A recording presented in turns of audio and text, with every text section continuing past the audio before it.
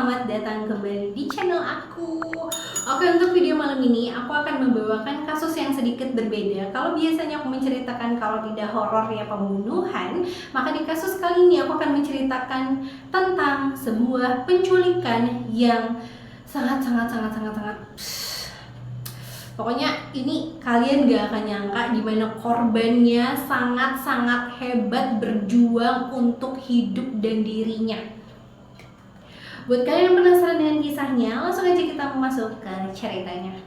Jadi, kisah kali ini aku akan menceritakan tentang penculikan seorang wanita cantik bernama Alison Botha, di mana gadis ini sudah diculik, diperkaos, dan disiksa mati-matian sama kedua pelaku yang dakjal ini.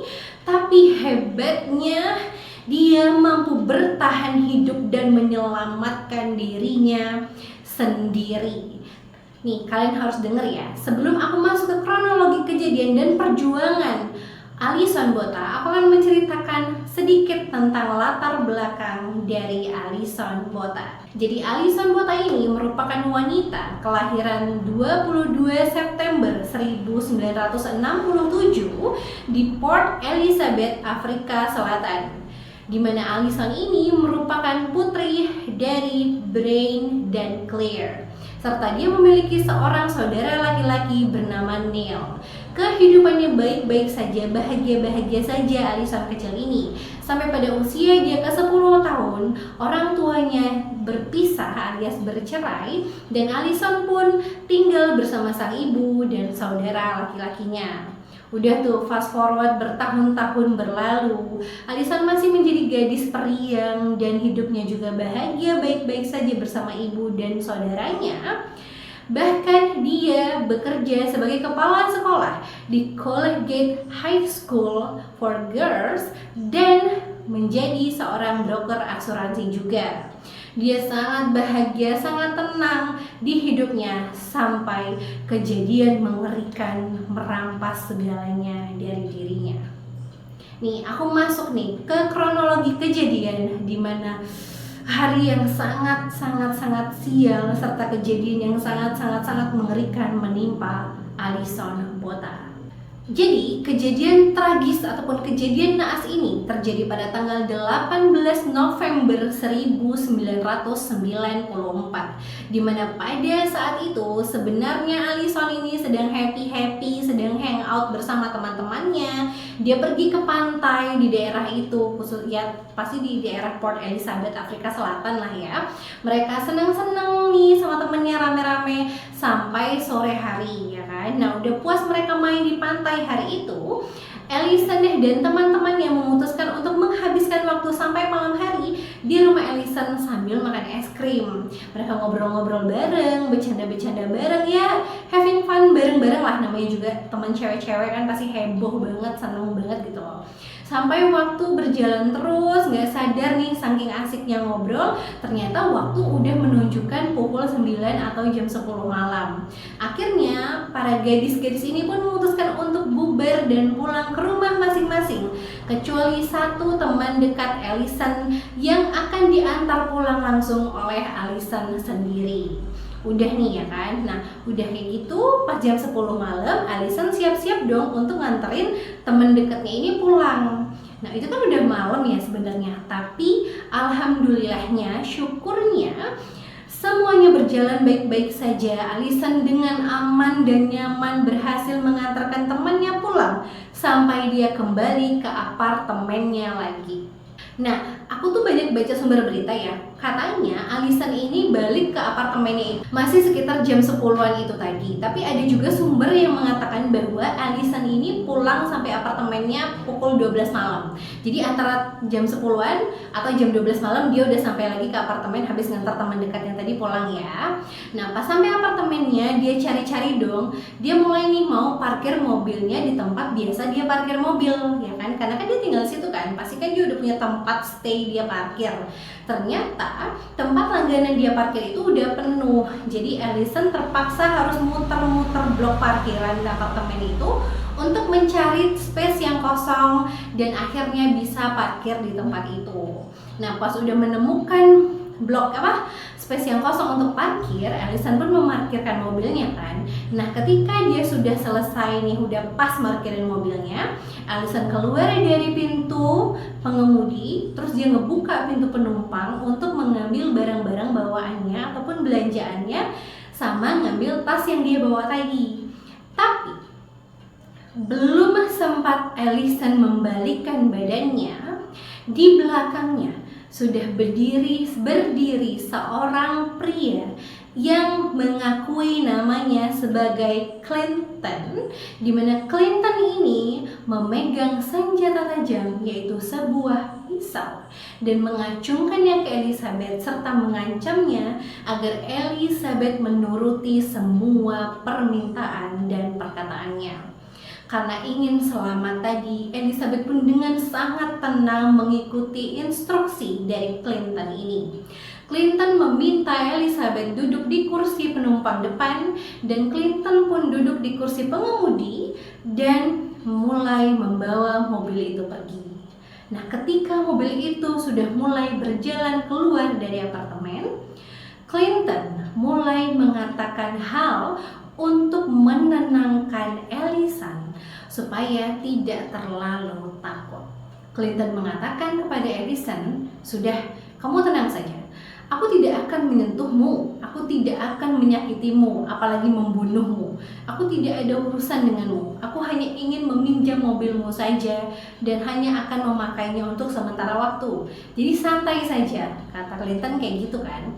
Nah, mendengar ucapan Clinton kayak gitu, otomatis Allison mikir dong, oh ini orang cuman butuh mobil aku aja. Jadi Allison ngomong nih sama Clinton, "Yaudah, kamu ambil mobil aku, kamu ambil semua yang mau kamu ambil, uang aku, segalanya, harta benda aku di dalam mobil ini, termasuk mobilnya, bawa pergi sana. Tapi tolong turunkan aku di jalan sekarang juga," kata si Allison kan. Terus si Clinton ketawa aja, "Gak usah, gak mungkin, aku gak akan pernah mau nurunin kamu." Dan Clinton menolak mentah-mentah semua permintaan Allison, terus membawanya menelusuri jalan pada malam hari itu. Nah, terus nih, pas udah jalan kan, si Clinton kan tetap gak mau nurunin si Allison kan. Terus jalan, kok jalannya makin sepi, sampai si Clinton ini berhenti di pinggir jalan dan menjemput seseorang bernama Thanos. Yang dijemput ini adalah temannya si Clinton, seorang laki-laki juga yang terlihat sama mengerikannya dengan Clinton di mata Allison. Udah nih, gugup dong nambah si Allison kan, aduh ini orang katanya cuma butuh mobil aku, tapi pas aku minta turun kok ini orang gak mau ngasih aku turun gitu kan. Mana sekarang dijemput temennya, ya takut lah. Gimana gak takut woy, itu malam hari, kamu dibawa sama dua orang asing cowok yang kayak bawa senjata tajam, aduh enggak bola, jangan sampai. Terus Clinton yang baru diketahui namanya adalah Franz the Thought kalau nggak salah namanya, itu pun bersama temannya yang bernama Thanos ini membawa Allison ke sebuah daerah sepi, daerah terpencil di sebuah pedesaan di pinggiran kota Port Elizabeth.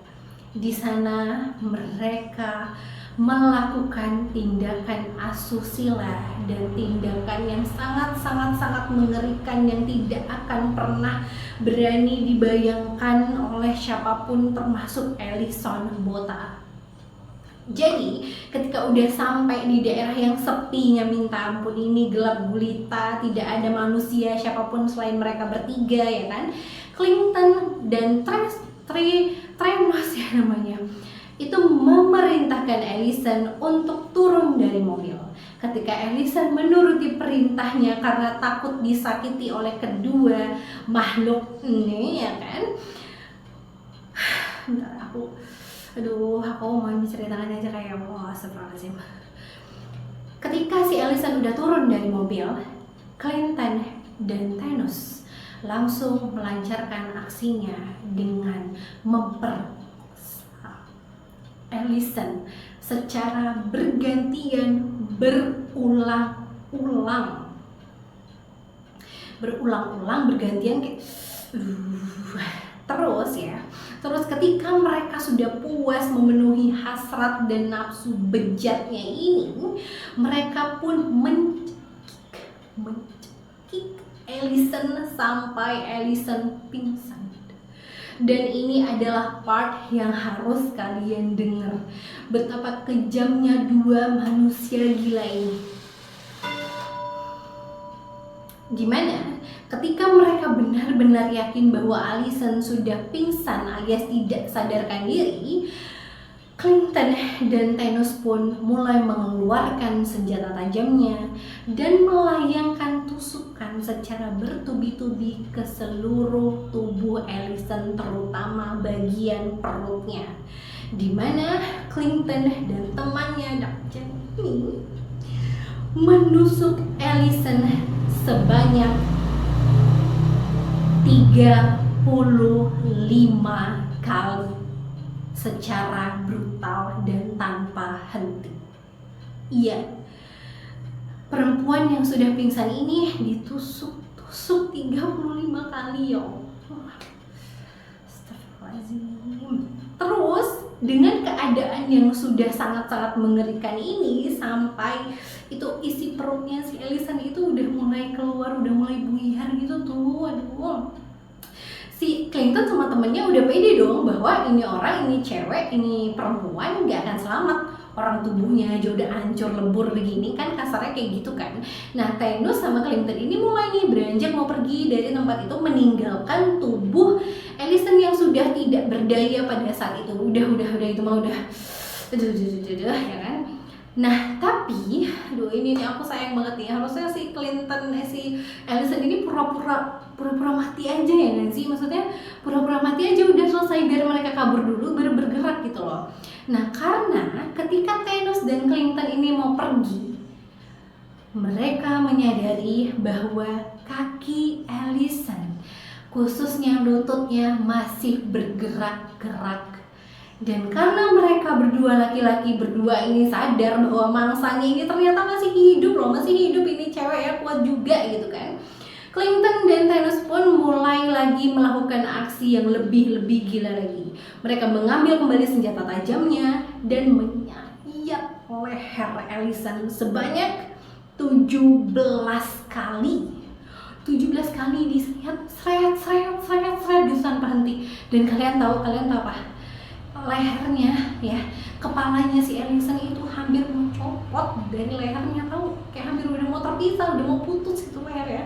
Terus karena ngelihat si Allison ya udah kayak ini nggak mungkin lagi ada harapan hidup ya kan, pikir si dua cowok ini, dua laki-laki jangan ini ya kan. Akhirnya mereka berdua pun udah ngebiarin si Allison aja di tempat sepi itu, dan mereka langsung pergi, langsung kabur kemana entah, nggak tahu, nggak jelas, nggak ada berita lebihnya, nggak ada lebih detailnya. Nah udah nih, ketika mereka berdua sudah pergi, mereka pede dong, itu perempuan juga pasti udah metong gitu kan. Ternyata mereka salah besar, karena korban mereka yaitu Allison Botha merupakan perempuan dan wanita yang sangat hebat, sangat kuat, bahkan memiliki harapan hidup, mempunyai harapan untuk hidup yang sangat tinggi. Nih ya, kalian harus mulai mendengarkan perjuangan seorang Allison Botha. Nah, jadi sekarang aku akan menceritakan part yang buat aku semangat untuk menceritakan kasus penculikan kali ini. Tuh kan, ngomongnya nggak ngawur ya, saya sangat semangat ya. Jadi, ketika dua laki-laki titisan jali ini sudah pergi, udah gone ya kan, Allison mulai bangun. Dia bangkit, dia masih sadar, dia masih punya tenaga yang ekstra untuk menyelamatkan hidupnya, berjuang untuk bertahan hidup. Allison merangkak secara perlahan-lahan keluar dari daerah sepi itu menuju jalan raya. Dan kalian tahu part yang sangat-sangat menyedihkan apa pada saat ini? Saat Allison merangkak untuk menuju ke jalan raya atau jalan utama untuk meminta pertolongan, Allison merangkak sambil memegangi kepalanya agar tidak jatuh. karena posisi kepalanya itu udah hampir mau putus dari leher, jadi kayak udah ngegantung-gantung gitu. Kebayang gak sih? Aduh ya Allah, nggak tega banget. Tapi ya Allah, ini bener-bener hebat banget, bener-bener aku pas baca kasusnya tuh kayak wah, memang bener-bener hebat banget ya Allah, perjuangannya luar biasa banget si Elisan ini gitu loh. Makanya aku pengen banget cerita ini ke kalian. Terus gak cuma itu aja, Elisan juga sambil memegangi perutnya, di mana ususnya serta organ tubuh lainnya itu hampir udah mencuat keluar dari perut gitu loh. Jadi dia megangin perutnya agar organnya itu tetap berada di dekat perutnya, kayak ngerangkak sambil megangin kepala dan megangin perutnya. Aduh ya Allah, tidak kebayang, astagfirullahaladzim, ya Allah. Nah terus usahanya si Elizabeth ini tidak sia-sia, karena ketika dia sudah sampai ke pinggir jalan raya, ada mobil yang berhenti untuk membantunya. Dan ternyata pengemudi mobil itu adalah seorang dokter. Dokter ini pun langsung membantu Elisan Botha untuk naik ke kendaraannya. Melihat keadaan Elisan yang sangat-sangat mengenaskan, dokter ini pun melakukan berbagai cara yang dia bisa untuk melakukan penanganan secepatnya agar Elisan dapat diselamatkan terlebih dahulu sebelum dia langsung dibawa ke rumah sakit. Ketika Elisan sudah berhasil ditangani secara sebisa si dokter ini tadi, dengan usaha dokter ini yang sangat luar biasa di dalam mobilnya, dokter ini pun langsung membawa membawa Elisan ini ke rumah sakit. Dan di rumah sakit Elisan pun ditangani langsung oleh dokter dan seluruh perawat di sana. Sebenarnya melihat kondisi Elisan yang saat itu sangat menyedihkan ya, dokter di sana itu sempat heran dan sempat takjub juga loh, karena mereka melihat ada seorang wanita yang dalam keadaan sangat mengenaskan kondisi tubuhnya, tapi mampu bertahan hidup selama ini. Bahkan dia bisa bangkit dari ajal yang udah di depan mata gitu loh. Jadi kayak hebat banget gak sih, luar biasa banget kan. Nah di rumah sakit itu Elisan berkata bahwa dia harus selamat, dia harus tetap hidup, dia ingin melanjutkan hidupnya, dia tidak ingin meninggal pada saat itu, dan dia bertekad berjuang penuh agar dia selamat dan meyakinkan dirinya sendiri bahwa dia mampu melewati segalanya. Dokter di sana melakukan segala upaya yang sangat luar biasa untuk membantu Elisan Botha, melakukan berbagai macam operasi di seluruh tubuhnya, mengembalikan lagi segalanya seperti semula dan menyehatkan kembali tentunya Elisan Botha. Berminggu-minggu berlalu, Elisan Botha berhasil diselamatkan oleh dokter-dokter di sana. Ini benar-benar kayak kabar penculikan yang happy ending sekaligus memotivasi ya nggak sih? Kayak hebat banget, dokternya hebat, Elisan Bothanya hebat, karena memang harapan dari diri kita sendiri, kepercayaan diri kita sendiri, tekad diri kita sendiri yang ngebuat kita bisa. Kayak Elisan Botha ya kan, dia yakin bahwa dia mampu dan dia berhasil melewatinya. Elisan Botha pun sehat walafiat seperti tidak pernah sakit. Dia keluar dari rumah sakit itu dalam keadaan yang sangat sehat, sangat senang, sangat bahagia dengan dirinya, bahkan dengan tubuh dalam keadaan sempurna. Luar biasa banget ya Allah, luar biasa banget. Aku kayak standing applause, aku lagi loncat jam applause, aku lagi segala macam, kayak hebat banget ya Allah perempuan yang begini. Nah, apakah sudah selesai happy ending? Oh tentu tidak. Ada dua manusia dajjal yang harus dihukum tentunya, ya kan? Nah kita bicara nih tentang kedua pelaku yang kelakuannya kayak setan, ya kan? Jadi tidak butuh waktu lama dari Elisan Botha keluar dari rumah sakit dan tentunya sudah sembuh, ya kan?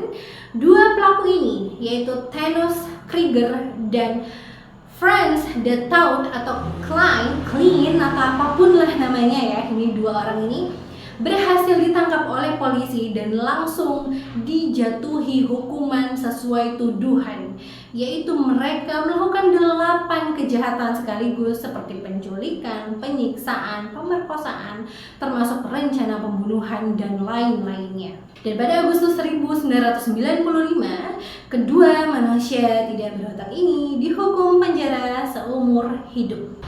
Tentunya tanpa pembebasan bersyarat. Ya iyalah, jangan sampai udahlah cuma penjara seumur hidup ya kan, dikasih remisi, dikasih pembebasan bersyarat lo, jangan sampai, jangan ya, manusia begini dikasih hukuman aja udah nggak usah dibebasin lagi, ngulang lagi diantar ya. Terus ya udah selesai dengan dua manusia dajjal itu, karena beritanya cuma sampai situ saja. Mereka dihukum seumur hidup titik, bye. Udah, pokoknya mereka dapat hukuman yang setimpal, disiksa kalian di dalam penjara sana ya, akibat perbuatan bejat dan keji yang luar biasa. Ya Allah, aku gerem banget nih. Udah gerem-geremnya sama dua manusia tidak berotak itu, kita masuk nih ya ke bagaimana kehidupan Elisan Bota sekarang. Nih, kalian tahu setelah Elisan Bota berhasil sembuh, berhasil berjuang untuk hidupnya sendiri, sekarang Elisan Bota menjadi wanita pertama yang menjadi motivator dari Afrika Selatan. Iya, Elisan Bota belajar banyak dari apa yang terjadi dalam hidupnya. Dia tidak ingin apa yang menimpanya terjadi di orang-orang di luar sana, khususnya para wanita. Dan karena alasan itu juga, dia pun menjadi motivator perempuan dan terbang ke 35 negara untuk menceritakan kisahnya, menceritakan semua yang dialaminya agar menjadi pelajaran dan agar orang-orang dapat mengambil hikmah dan pelajaran juga dari kasusnya. Elisan juga menulis 2 buku yang bercerita tentang perjalanan hidupnya. Pasti bagus banget sih bukunya. Kalau orang yang amit-amit ya, tapi ya pernah mengalami kisah nyata terus dibukukan tuh pasti feelnya lebih berasa ya nggak sih? Terus katanya juga tahun 2016 kisah Elisan Bota ini difilmkan dengan judul yang sama, yaitu Elisan.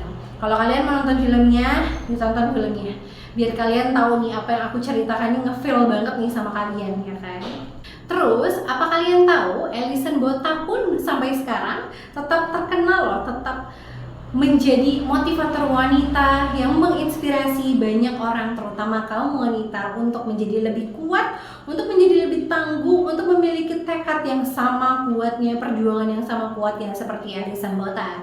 Dan Elisan sekarang tentunya sudah menjadi seorang istri dan seorang ibu dari 2 anak yang lucu-lucu juga. Oke, sekian dulu videonya tentang Elisan Bota. Awalnya aku pas cerita ini kayak jahat banget kelakuan 2 orang ini, memang ya Allah, setan banget emang, ya Allah. Maksud aku tuh kenapa memang kelakuan mereka lebih menyeramkan daripada setan, ya nggak sih? Kayak setan aja insecure menghasutnya aku rasa, ya nggak sih?